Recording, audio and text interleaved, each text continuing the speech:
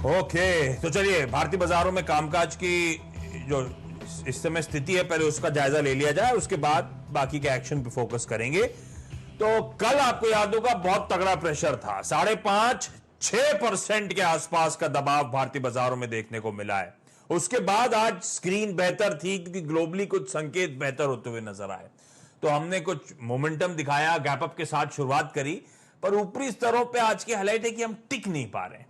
तो आज दिन के हाईस थे 9450 के, वहां से 100-125 पॉइंट इस समय हम नीचे कामकाज करते हुए इस समय आपको नजर आएंगे। और दिक्कत जो है ना, कल भी निफ्टी बैंक ने बनाई थी जब वो 8-8.5% गिर गया था। निफ्टी बैंक कल 1800 पॉइंट का दबाव दिखा रहा था और आज भी निफ्टी बैंक से शुरुआत बेहतर हुई। ऐसा लगा बैंक फाइनेंशियल्स कल की तगड़ी पिटाई के बाद आज सहारा देंगे, पर ऊपरी स्तर पर वो पॉकेट टिक नहीं पाई है। एक समय निफ्टी बैंक जो था 480 कह लीजिए 500 पॉइंट ऊपर था और अब इस समय 80 पॉइंट का दबाव, तो 580 पॉइंट का स्विंग आ चुका है। इस तरह की प्रॉफिट टेकिंग निफ्टी बैंक में ऊपरी स्तरों पे लौटी है और वहीं से वो दबाव, वहीं से वो थोड़ा सा मूड बिगड़ने का सिलसिला है। तो इस समय हरे निशान में 1/3 से आधे % का उछाल निफ्टी सेंसेक्स में ऐसा नहीं है, पर ऊपरी स्तरों से निफ्टी बैंक जो है ना, बैंकिंग और फाइनेंशियल सर्विसेज की पॉकेट, वो दबाव दिखा रही है। ये इस समय एक इश्यू है। एफएमसीजी और फार्मास्यूटिकल्स में कुछ प्रॉफिट टेकिंग नजर आएगी आपको। हां, आज चल क्या रहा है टेलीकॉम स्टॉक्स में, कल भी हमने देखा था, आज भी अच्छी बाइंग टेलीकॉम स्टॉक्स में देखने को मिल रही है। और सरकारी कंपनीज आज लाइमलाइट में है। कल बीएचईएल में मोमेंटम की शुरुआत हुई थी और आज अक्रॉस द बोर्ड सरकारी कंपनीज सबसे अच्छा परफॉर्मेंस दिखा रही हैं। सरकारी इंडेक्स जो है सीपीएसई इंडेक्स, वो 2% से ज्यादा मजबूती के साथ इस समय कामकाज करता हुआ। तो ऐसे में एक काम करते हैं, आज का मिड डे जैकपॉट शेयर की जरा स्टिंग प्ले आउट करिए, उसके साथ शुरुआत करी जाए।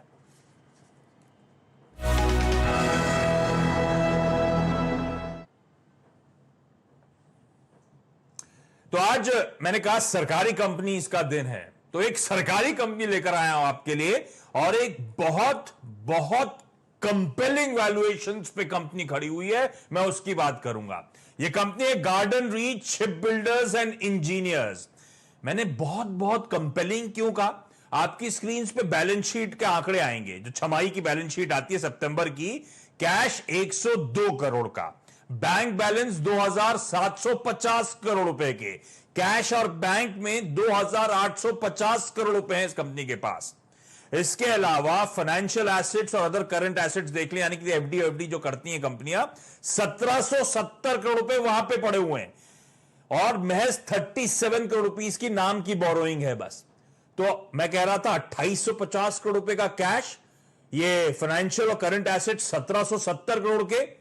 इस कंपनी का इस समय मार्केट कैप जो है केवल 1550 करोड़ का है। इस तरह की डीपली अंडर वैल्यूड एक कंपनी इस समय नजर आएगी आपको। और सिर्फ अभी कैश की तस्वीर दी है आपको मैंने, ये स्टॉक के साल के हाईस 250 थे, वहां से 50% करेक्ट होकर इस समय ये स्टॉक कामकाज कर रहा है। रीसेंट लिस्टिंग है, आपको याद होगा, और जिस तरह की कैश है, बड़ा ऑब्वियस है कि बड़ा तगड़ा डिविडेंड डोल आउट करती है। FY19 और 20 की तस्वीर हमारे पास है। FY19 में इंटरिम डिविडेंड और फाइनल डिविडेंड स्क्रीन पर आएगा आपके, कुल मिलाकर 7 रुपए का दिया।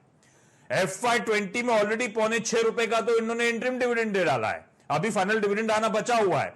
तो इस समय अगर पिछले साल से ही देख लूं तो 6% के आसपास की डिविडेंड यील्ड है। सेविंग्स बैंक छोड़ दीजिए, अच्छे अच्छे बैंक्स की एफडीज के दरों के बराबर तो ये आपको सीधे सीधे डिविडेंड डोल आउट करके दे रही है ये कंपनी। और धंधे पे अब आइए, इस कंपनी की 3 शिप बिल्डिंग फैसिलिटीज हैं जो कि आप आसपास लोकेटेड है कोलकाता में, आप एक दूसरी फैसिलिटीज के आसपास। ये कंपनी वॉरशिप्स जो हैं और जहाज जो हैं वो अपने क्लाइंट्स के लिए बनाती है। किसके लिए? Defence sector, Indian navy, Indian coast guard, ministry of home affairs की जो इंटरसेप्टर बोट्स होती हैं, स्टेट गवर्नमेंट्स की जो कोस्टल सिक्योरिटी, जो महाराष्ट्र में, मुंबई में कोस्टल सिक्योरिटी वगैरह दी जाती है, उन सब के जहाज बनाने का एक कंपनी काम करती है। ऑर्डर बुक बेहद बेहद हेल्दी है, 21,650 करोड़ रुपए की FY19 के एंड पे ऑर्डर बुक थी। अब इस ऑर्डर बुक में 3 इंडियन नेवी के लिए जहाज बनाने इनको, जिसकी कुल वैल्यू है 19,300 करोड़ रुपए। यह जहाज की डिलीवरी होनी है FY24 ऑनवर्ड्स। और जब मैनेजमेंट से लास्ट बात करी थी मैंने केवाईसी में, FY21 इस फाइनेंशियल ईयर जो शुरू हुआ है, अब उस बड़े ऑर्डर का एग्जीक्यूशन शुरू होगा। तो अब तक फाइनेंशियल्स के बाद अब ये जो बड़ा ऑर्डर एग्जीक्यूट होगा आने वाले सालों में, इससे आपको बड़ा तगड़ा ट्रैक्शन, रेवेन्यूज और प्रॉफिटेबिलिटी आना शुरू होता हुआ नजर आएगा, क्योंकि इस ऑर्डर पे कामकाज कमेंस कर रही है कंपनी। एक और पॉजिटिव बताता हूं, इंडियन नेवी की फ्लीट है 140 जहाजों की, ये FY19 एंड की तस्वीर है। इंडियन कोस्ट गार्ड की फ्लीट है 130 जहाजों की, और कुल मिलाकर 2027 तक इन दोनों की फ्लीट को 200 वेसल्स पे ले जाना है। इस तरह का अगला आने वाला बड़ा तगड़ा ऑर्डर ट्रैक्शन है। गवर्नमेंट ऑफ इंडिया की कंपनी मिनिस्ट्री ऑफ डिफेंस के अंतर्गत आती है। गवर्नमेंट थ्रेशोल्ड तक 74.5% स्टेक रखती है। इस कंपनी में म्यूचुअल फंड्स की भी रुचि है, 10% से ज्यादा म्यूचुअल फंड्स के पास है। इनफैक्ट इंस्टीट्यूशंस का मिला लूं तो 18% स्टेक है। तो ऑलमोस्ट इस कंपनी का 93% स्टेक जो है बहुत तगड़े हैंड्स में है। और सबसे इंटरेस्टिंग, बैलेंस शीट कहां कैश और बैंक बैलेंस है और कहां मार्केट कैपिटलाइजेशन आके खड़ा हुआ है। इस तरह की डीपली अंडर वैल्यूड एक कंपनी है। रडार पे रखिए इस तरह की सरकारी कंपनीज को। जब मूड माहौल बदलेगा तो लोगों को रियलाइज होगा किस तरह की डीपली अंडर वैल्यूड स्टॉक्स खड़े हुए हैं, किस तरह का इनहेरेंट वैल्यू इन कंपनीज में है। खैर सतपुरे सर, ये garden reach ship builders sir, ये स्टॉक कैसा लगता है और थोड़ा लॉन्ग टर्म वाला माहौल बताइएगा। गुड आफ्टरनून आशीष। आशीष, मुझे लगता है कि चार्टिकली तो यहाँ पे कोई डेंट नहीं है, क्योंकि जिस तरह से हमने लोअर लेवल से इसमें रिकवरी देखी, आपने बिल्कुल सही कहा। 250 के आसपास का हाई था, वहां से ये इसमें करेक्शन करीबन 100 तक का मैंने देखा, जो वीकली चार्ट सजेस्ट करता है। और 100 के बाद यहाँ पे एक अच्छी रैली मिली 160 165 तक, और उसके बाद फिर से रनिंग करेक्शन। ये कहने का मतलब ये कि ये जिगजैग करेक्शन है, और कहीं ना कहीं अपने जो लोअर लेवल्स 130 132 को ये मेंटेन कर रहा है। तो मेरे हिसाब से यहाँ पे तो बेट ले सकते हैं, लेकिन एज ए ट्रेडिंग बेट भी लेना है आशीष, तो यहाँ पे मुझे लगता है कि करीबन 150 150 152 का इमीडिएट टारगेट बनता है। सो ट्रेडिंग बेट लेना है तो स्टॉप लॉस भी छोटा है आपका, सिर्फ महज 132 के स्टॉप लॉस के साथ आप यहाँ पे बेट ले सकते हो। और जो आपका सवाल था कि लॉन्ग टर्म बेट कहां तक जा सकता है, तो देखिए आशीष, इसका एक माइनर हर्डल है 165 का। अगर 165 निकाल दे तो कम से कम 185 190 के ट्रेजेक्टरी में चला जाएगा। ओह ठीक है, तो ये आगे की चार्ट हो गई।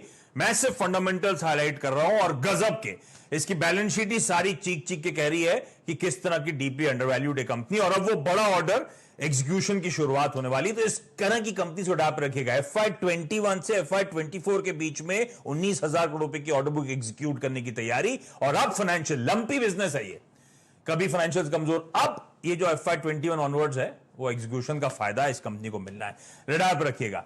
ठीक है, अच्छा सतपुते सर, दूसरा चेक जरा मार्केट्स पे, क्योंकि कल मैसिव सेल ऑफ हुआ, तगड़ा गैप डाउन हुआ, उसके बाद दिन के दौरान कोई रिकवरी नदारत थी, कोई रिकवरी देखने को नहीं मिली। ऐसे लगा कन्विक्शन की एकदम कमी है। आज गैप अप के साथ शुरुआत हुई, लगा बैंक्स फाइनेंशियल्स को आज स्टीम दिखाएंगे, सारी फिजल आउट हो गई। सर क्या लग रहा है मार्केट्स को देखकर, कोई दिक्कत भरा माहौल आगे आने वाला है क्या?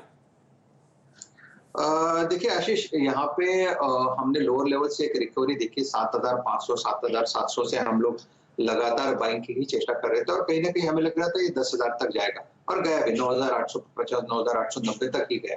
तो देखिए, ये जो पूरे जो रिकवरी है, इसको अगर आप टेक्निकली देखें तो it's a rising wedge formation. देखिए, rising wedge formation post correction जो आता है, इट्स अ बेरिश फॉर्मेशन, और जिसका एक इंपॉर्टेंट सपोर्ट बनता है आशीष करीबन 9,240 पे। मुझे लगता है वीरेन ने भी इस लेवल का जिक्र किया था। 9,240 इसका 20 DMA है। अगर आप इसको बारीकी से देखें